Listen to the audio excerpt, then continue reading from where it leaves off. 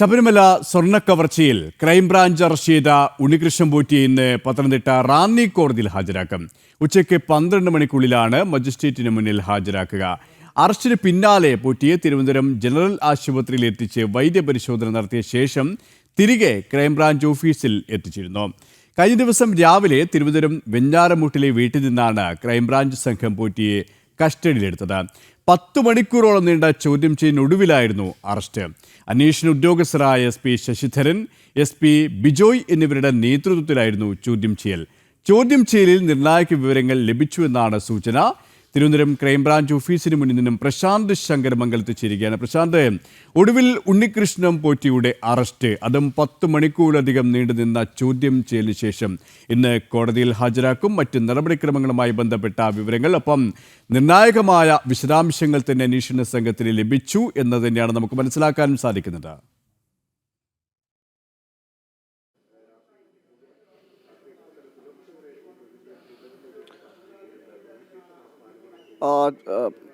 KP അത് തന്നെയാണ്, നിർണായകമായ ചില വിവരങ്ങൾ ലഭിച്ചു എന്നതടക്കമുള്ളതാണ് മനസ്സിലാക്കാൻ കഴിയുന്നത്. ഇന്നലെ രാവിലെയാണ് ഉണ്ണികൃഷ്ണൻ പോറ്റിയെ വെഞ്ഞാറമൂട്ടിലെ വീട്ടിൽ നിന്നും അറസ്റ്റ് ചെയ്യുന്നത്. അതിനുശേഷം പോലീസിൻ്റെ നീക്കങ്ങളെല്ലാം, അതായത് ക്രൈംബ്രാഞ്ചിൻ്റെ അടക്കം നീക്കങ്ങൾ വളരെ രഹസ്യാത്മകമായിട്ടായിരുന്നു. വൈകുന്നേരത്തോടു കൂടിയാണ് കസ്റ്റഡിയിലെടുത്ത വിവരം മാധ്യമങ്ങളടക്കം അറിയുന്നത്. അതിനുശേഷം തുടർന്ന് ക്രൈംബ്രാഞ്ച് ആസ്ഥാനത്ത് ചോദ്യം ചെയ്യൽ തുടർന്ന് ഏറെ വൈകിയ നേരത്തോളം, രാത്രിയോളം ചോദ്യം ചെയ്യൽ തുടർന്നൊരു സാഹചര്യം ഉണ്ടായിരുന്നു.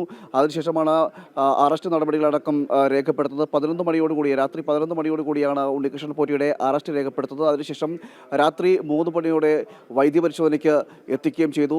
ഇതിനിടയിൽ ചോദ്യം ചെയ്യേണ്ട കാര്യങ്ങളെല്ലാം അന്വേഷണ ഉദ്യോഗസ്ഥർ ചോദ്യം ചെയ്യുന്നു. അന്വേഷണ ഉദ്യോഗസ്ഥൻ ശശിധരൻ ശബരിമലയിലായിരുന്നു. ശബരിമലയിൽ നിന്നും തിരുവനന്തപുരത്തേക്ക് തിരുവനന്തപുരത്ത് എത്തിയതിനു ശേഷം ചോദ്യം ചെയ്യൽ അടക്കമുള്ള കാര്യങ്ങൾ നടത്തുകയും ചെയ്തു. അതിനുശേഷം ആണ് പിന്നീട് വൈദ്യപരിശോധനയ്ക്കായി കൊണ്ടുപോകുന്നത്. തിരുവനന്തപുരത്തെ ജനറൽ ആശുപത്രിയിലാണ് വൈദ്യപരിശോധനയ്ക്ക് കൊണ്ടുപോയത്. തുടർന്ന് വീണ്ടും ഈ ആസ്ഥാനത്തേക്ക്, അതായത് ഈ ക്രൈംബ്രാഞ്ച് ഓഫീസിലേക്ക് എത്തിച്ചിട്ടുണ്ട്. 7 മണിയോട് കൂടി ഇവിടെ നിന്നും പത്തനംതിട്ടയിലേക്ക് കൊണ്ടുപോകും. പത്തനംതിട്ട മജിസ്ട്രേറ്റ് കോടതിയിൽ ഹാജരാക്കും, റാന്നി കോടതിയിൽ ഹാജരാക്കും. അതിനുശേഷമായിരിക്കും തുടർന്നുള്ള കസ്റ്റഡിയിൽ വാങ്ങുന്ന അടക്കമുള്ള കാര്യങ്ങളിലേക്ക് കടക്കുക. എന്തായാലും നിരവധി ചോദ്യങ്ങൾക്ക് ഉത്തരം കിട്ടാതെ കിടക്കുന്ന ചോദ്യങ്ങളെല്ലാം ചോദിച്ചറിയേണ്ടതായിട്ടും അതിന് കൂടുതൽ വിവരങ്ങളടക്കം ചോദ്യത്തിൽ നിന്ന് അറിയേണ്ട സാഹചര്യമുണ്ട്. അതിന് 2 FIRകളാണ് രജിസ്റ്റർ ചെയ്തിരിക്കുന്നത്. ഇതിലെല്ലാം വിവരങ്ങൾ അറിയേണ്ടതുണ്ട്. അതോടൊപ്പം തന്നെ ശബരിമലയുമായി ബന്ധപ്പെട്ട ദേവസ്വം ബോർഡിൻ്റെ ഭാഗത്ത് നിന്ന്, അല്ലെങ്കിൽ ഉദ്യോഗസ്ഥരുടെ ഭാഗത്ത് നിന്ന് ആരുടെയെങ്കിലും സഹായങ്ങൾ ലഭിച്ചിട്ടുണ്ടോ എന്നടക്കമുള്ള കാര്യങ്ങൾ വിവരങ്ങളാണ്. അതോടൊപ്പം തന്നെ കൽപേഷിനെ കുറിച്ചുള്ള വിവരങ്ങൾ അറിയേണ്ടിയിരിക്കുന്നു. അങ്ങനെ നിരവധി കാര്യങ്ങൾക്കും നിരവധി ചോദ്യങ്ങൾക്കുമുള്ള ഉത്തരം അറിയേണ്ടതെല്ലാം ഉണ്ണികൃഷ്ണൻ പോറ്റിയിൽ നിന്നാണ്. പ്രശാന്ത് പറഞ്ഞതുപോലെ തന്നെ ഇനിയുള്ള നിമിഷങ്ങൾ, മണിക്കൂറുകൾ, ദിവസങ്ങൾ നിർണായകമാണ്. കാരണം ശബരിമല സ്വർണ്ണക്കവർച്ചയിൽ ആരൊക്കെയാണ് ഉൾപ്പെട്ടിട്ടുള്ളത്? കേവലം ഉണ്ണികൃഷ്ണൻ പോറ്റിയിലേക്കും കൽപേഷിലേക്കും പങ്കജ് ഭണ്ഡാരിലേക്കും നാഗേഷിലേക്കും മാത്രം ഒതുങ്ങുമോ? മുൻ ദേവസ്വം അധ്യക്ഷന്മാരിലേക്ക്, ദേവസ്വം ഉദ്യോഗസ്ഥരിലേക്ക് കുരുക്ക് മുറുകുമോ എന്നുള്ള നിർണായകമായ ആ ചോദ്യങ്ങളുണ്ട്. ആ ചോദ്യങ്ങൾക്കൊക്കെയും ഉത്തരം കണ്ടെത്താനുള്ള നീക്കത്തിൽ തന്നെയാണ്, ശ്രമത്തിൽ തന്നെയാണ് അന്വേഷണ സംഘം, അല്ലേ?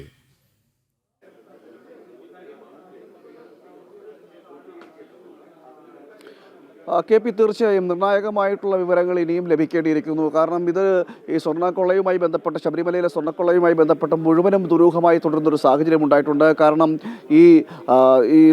അതായത് സ്വർണ്ണപ്പാളികളുമായി ഉണ്ണികൃഷ്ണൻ പോറ്റി നടത്തിയ യാത്രകളുണ്ട്. 35 ദിവസത്തോളം നീളുന്ന ഒരു യാത്രയുണ്ടായിരുന്നു. അത് എവിടെയൊക്കെ പോയി എന്നടക്കമുള്ള കാര്യങ്ങൾ ചോദിച്ച് അറിയേണ്ടിയിരിക്കുന്നത്. അതോടൊപ്പം തന്നെ മറ്റു നിരവധി സംശയങ്ങൾ ഇതുമായി ബന്ധപ്പെട്ടെല്ലാം ഈ അന്വേഷണ ഉദ്യോഗസ്ഥരുടെ ഭാഗത്തുണ്ട്. അതിനെല്ലാം ഉത്തരം കിട്ടിയെങ്കിൽ മാത്രമേ ഉള്ളൂ ഈ കൃത്യമായി സ്വർണ്ണക്കൊള്ളയുമായി ബന്ധപ്പെട്ട കൃത്യമായ വിവരങ്ങൾ പോലീസിന് ലഭിക്കുകയുള്ളൂ. അതിൻ്റെ ഭാഗമായിട്ടുള്ള നടപടിക്രമങ്ങൾ, അതിൻ്റെ ഭാഗമായിട്ടാണ് ഇനിയുള്ള ശ്രമങ്ങൾ അന്വേഷണ ഉദ്യോഗസ്ഥർ നടത്തുന്നത്. കൂടുതൽ ചോദ്യം ചെയ്യും. മാത്രമല്ല, നമുക്കറിയാം ഈ ഉണ്ണികൃഷ്ണൻ പോറ്റി എന്ന് പറയുന്നത് ഒരു ഉണ്ണികൃഷ്ണൻ പോറ്റിയെ മറയാക്കിക്കൊണ്ട്, അല്ലെങ്കിൽ ഉണ്ണികൃഷ്ണൻ പോറ്റി ഈ ഒരു മഞ്ഞുമലയുടെ ഒരു അറ്റം മാത്രമാണ്. ഇതിന് ഈ ഉള്ളിൽ, അല്ലെങ്കിൽ ഈ ഉണ്ണികൃഷ്ണൻ പോറ്റിക്ക് സഹായമായി, അതായത് ശബരിമലയിൽ നിന്നും സന്നിധാനത്ത് നിന്നും ഒരു സ്വർണ്ണപ്പാളി കടത്തുവാൻ കേവലം ഒരു ഉണ്ണികൃഷ്ണൻ പോറ്റിക്ക് മാത്രം സാധിക്കുന്ന ഒരു കാര്യമല്ല. കാര്യമല്ല.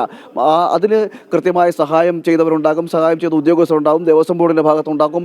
അത് ആരൊക്കെ എന്നതടക്കമുള്ള കാര്യമാണ്. ഇതിൽ രാഷ്ട്രീയമായിട്ടുള്ള നേതൃത്വത്തിൻ്റെ ഇടപെടലുണ്ടെങ്കിൽ രാഷ്ട്രീയ നേതൃത്വത്തിൽ ആരൊക്കെ ഇടപെട്ടു, ഇതിന് ഇടനിലക്കാരായിട്ട് ആരൊക്കെ നിന്നു എന്നതടക്കമുള്ള നിരവധി കാര്യങ്ങൾ ചോദിക്കുന്നുണ്ടാകും. ആ നിരവധി കാര്യങ്ങൾ ചോദ്യത്തിൽ ഉത്തരം കിട്ടാതെ കിടക്കുന്ന ചോദ്യങ്ങളുണ്ട്.